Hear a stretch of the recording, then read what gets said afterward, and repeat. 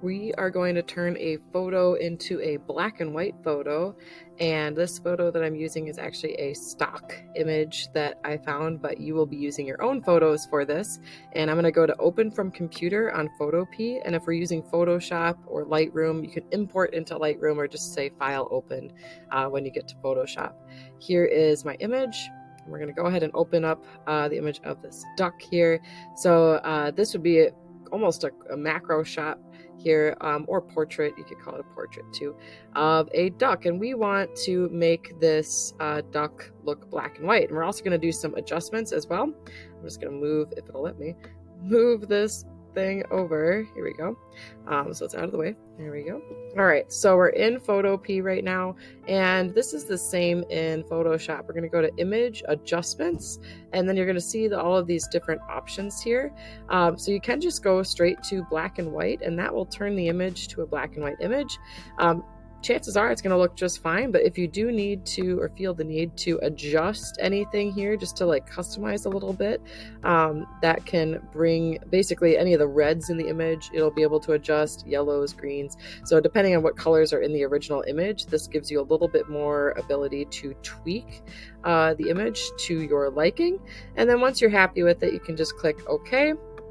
And then it will stay as a black and white image. Now, the other thing you can also do is if you go to Image Adjustments, you can also play around with the levels or the brightness and contrast. So just to show you brightness and contrast, how that works. All right, so we can lower the brightness, make it darker, or up the brightness, make it brighter. You can also play around with the contrast. Okay, so less contrast, more contrast.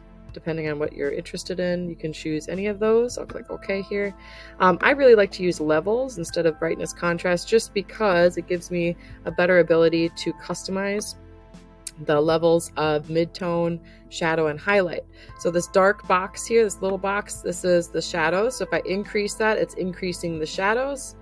If I play around with the midtone, then I can go ahead and drop that up and down to play around with your gray values. And then the white or the lighter one is going to be your highlights. If you click and drag that up and down, that will adjust your highlights. Click OK.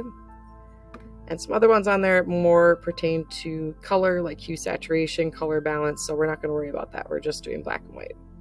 Okay, once you have your image black and white, we're going to say File and then Export As, and we're going to say JPEG or PNG. Generally, we'll stick with a JPEG or JPG. I'll click on JPEG. And then I like to save it as a name that I'll remember. So maybe I'll call this BW1. It's like black and white image number 1. I also like to increase the quality to 100 just to make sure I'm saving it as a high quality image. And then I will click Save. So at this point, I can then open up my image, take a look at it. There it is. There's my first black and white image. And then I can move on to other ones if I want to change those to black and white. And that's it. That's how to turn an image to black and white.